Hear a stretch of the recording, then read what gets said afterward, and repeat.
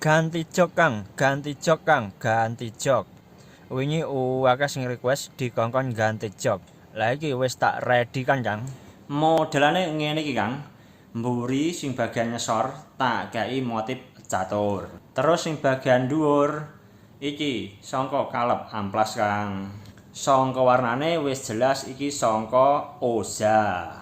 Coba sampean sepil sing wis pasang kalep model ngene iki Kang. Iki aku ceritane tuku kalepe online. Lah terus tak dandakne dhewe, tak customne dhewe ngono Kang lho. Modele sing kotak-kotak kuwi tambahan sangka tukang joke Kang. Wes hasile ngono kuwi Kang. Menurut sampean piye? Apik apa ora Kang? Kira-kira bar ngene penake modif apane Kang? Coba komeno. Karo sing urung follow, sampean follow Kang ya, gen tambah semangat leh nggawe konten tentang motor-motor Alfa. Matur nuwun, salam saka Ponorogo, Jawa Timur.